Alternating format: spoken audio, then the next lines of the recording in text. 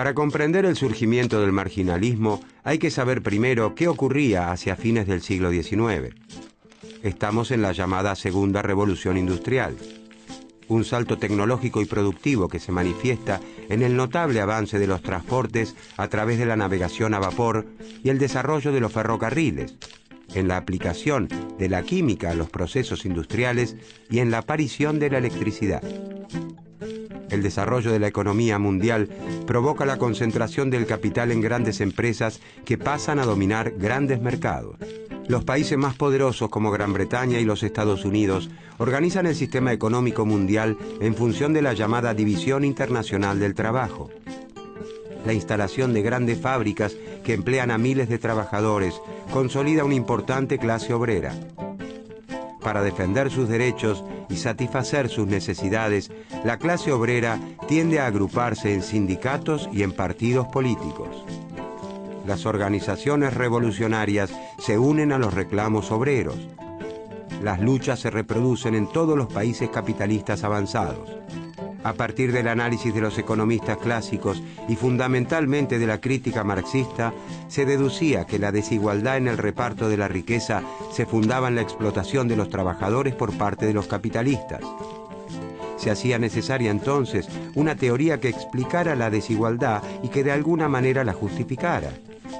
Como respuesta a esta revolución teórica del marxismo y del pensamiento socialista en general, nace en los centros académicos de Europa una nueva corriente de pensamiento económico cuya influencia se extiende hasta nuestros días, la escuela marginalista.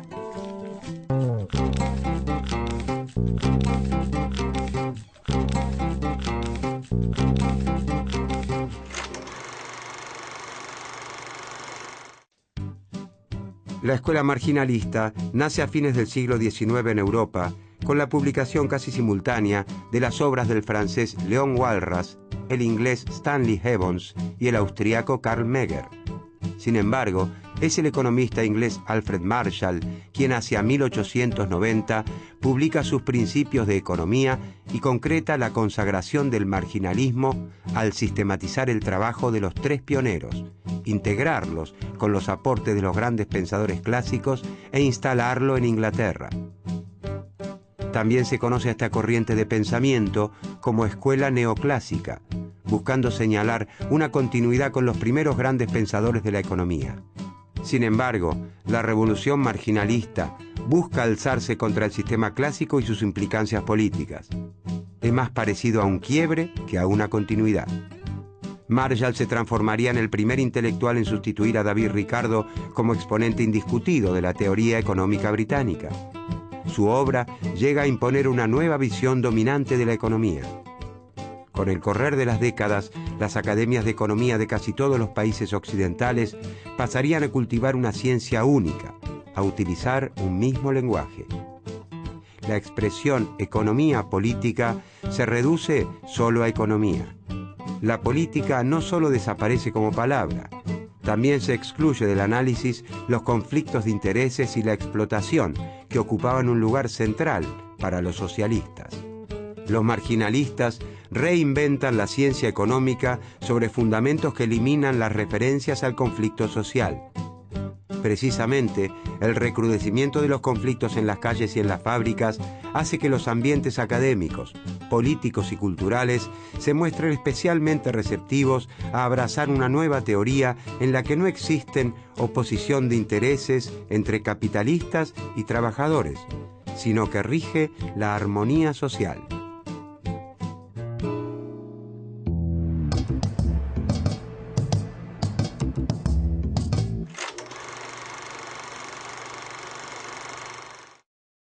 Los pensadores clásicos explicaban la economía a partir del análisis de las clases sociales, la clase trabajadora, la capitalista y la terrateniente. Por su parte, Marx procuró demostrar cómo la clase capitalista se apropiaba de gran parte del valor de las mercancías por el hecho de ser la dueña de los medios de producción, y cómo la clase obrera, por no disponer de estos, no tiene otra alternativa que vender su fuerza de trabajo. Según los marxistas, la lucha de clases por quedarse con la riqueza social es la que determina el desarrollo o evolución de las economías.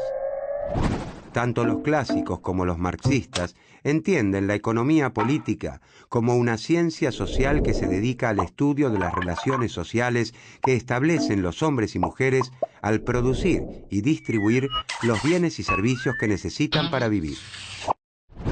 El análisis marginalista, en cambio, deja de lado a los grupos sociales y se centra en los individuos. Para los marginalistas, la sociedad es como un conjunto integrado por átomos sociales. Los grupos sociales se forman simplemente por la suma de individuos y empresas independientes los unos de los otros. No existe la clase obrera como tal. La oferta de trabajo es la que realiza cada trabajador individualmente. Los procesos económicos se explican a través de los mecanismos psicológicos de esos sujetos que los marginalistas llamarán también agentes económicos. Para los marginalistas, sin importar en qué momento de la historia nos encontremos y bajo qué sistema económico, el sujeto siempre tiene diversas necesidades a satisfacer, pero dispone de recursos insuficientes para hacerlo.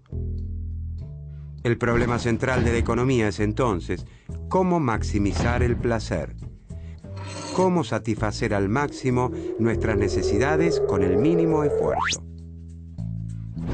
Para ilustrar la concepción neoclásica del sujeto y su papel en la economía, se difundió el término Homo economicus.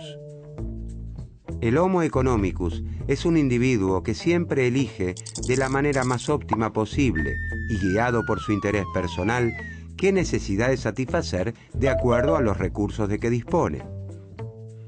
Como el ser humano siempre se ha enfrentado al problema de las necesidades ilimitadas y los recursos escasos, entonces la ciencia económica, dicen los marginalistas, podría formular leyes universales. Leyes que se cumplan en todo tiempo y lugar, como la ley de la gravedad. Al equiparar a la ciencia económica con las ciencias naturales, ya no se las podía juzgar ni atribuirles elementos éticos o apreciaciones subjetivas. Las leyes económicas pasarían a ser absolutas y objetivas, como las leyes de la naturaleza.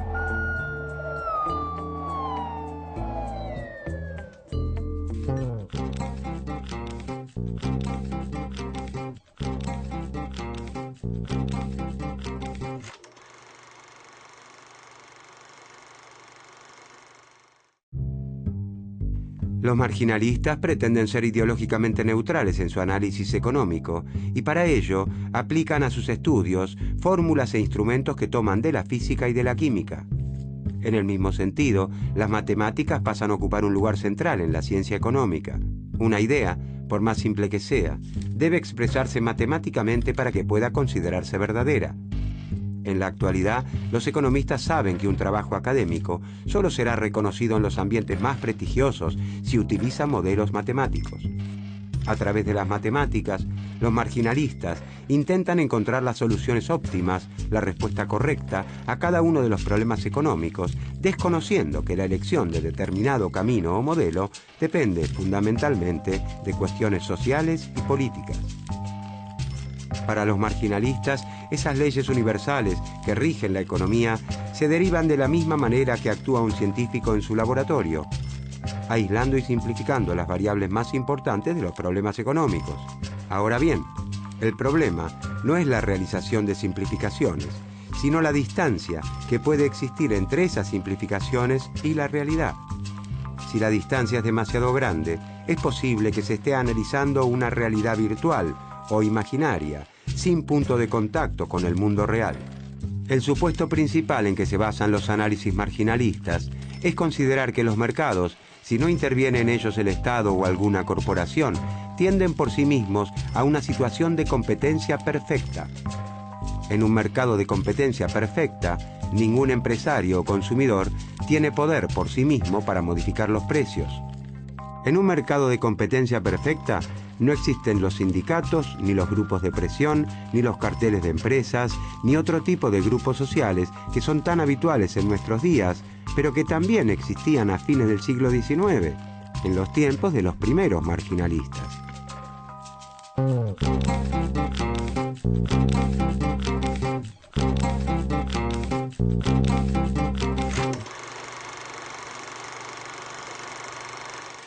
Para el análisis clásico, el valor de las mercancías se determina en virtud de lo que ocurre en el ámbito de la producción, ya sea en el costo de producción, como afirmaba Smith, o en el trabajo invertido en las mercancías, según Ricardo.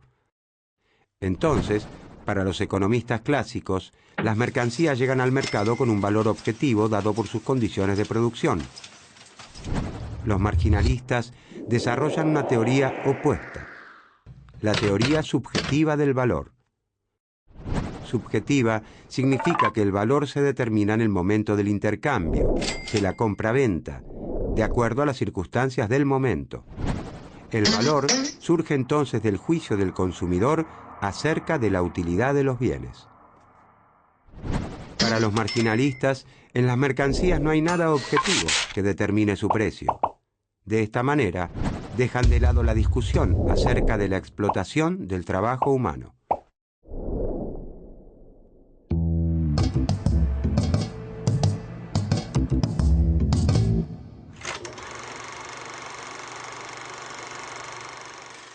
Para Adam Smith, el valor de los bienes no podía establecerse a partir de su utilidad.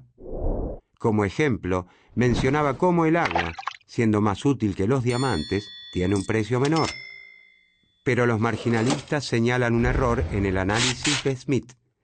Las cosas útiles tienen precio solo si son escasas, si se encuentran limitadas en cantidad, lo que no ocurre con el agua.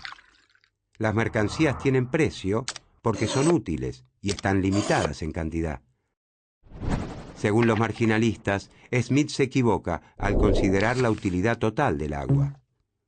Lo importante para los consumidores, lo que determinará su precio, es la utilidad marginal. La utilidad marginal es la que brinda la última porción del producto que se consume y no el producto como tal. Donde el agua está disponible en abundancia, su utilidad marginal es baja. La utilidad marginal de los diamantes siempre es alta, a causa de su rareza. Para el que tiene sed, el primer vaso de agua es más importante que el segundo. La primera porción de agua tiene una enorme utilidad. Pero la utilidad de cada porción adicional de agua irá descendiendo hasta hacerse muy pequeña, nula o incluso negativa, cuando ya se tenga la panza hinchada de los vasos de agua bebidos. En relación a los diamantes, no importa si han sido descubiertos por casualidad o si se han empleado miles de días de duro trabajo en un pozo diamantífero. Porque los diamantes no se valoran por los costos de producción, sino en función de la utilidad marginal que los consumidores les conceden.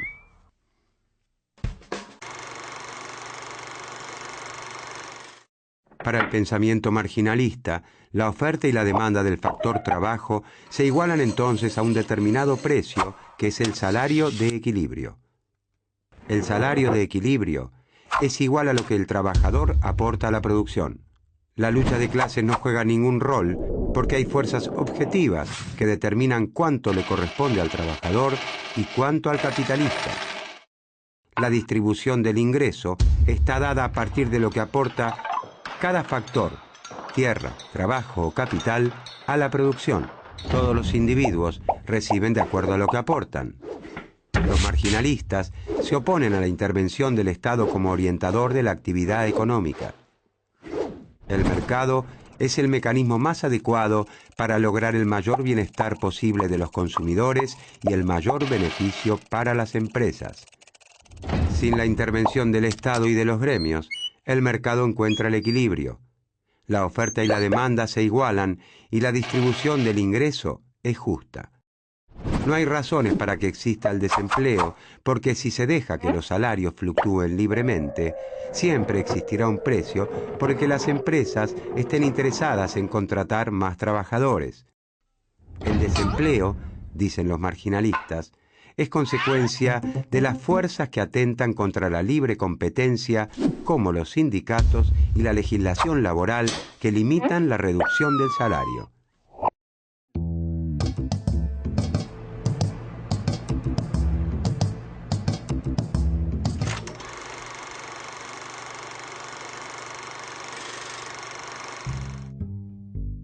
Los primeros autores marginalistas han tenido una influencia decisiva en la formación de la teoría económica moderna. Desde comienzos del siglo XX se erige un sistema teórico nuevo, empeñado en demostrar la existencia de leyes económicas universales, y es el que predomina a grandes rasgos en la actualidad. El mercado se transforma en el gran organizador de la actividad económica. Todo parece explicarse y resolverse en el mercado. Sin embargo, ha demostrado sus límites. En la historia económica del siglo XX han sido numerosas las situaciones en las que los mercados no pudieron dar respuesta a los problemas que se presentaron.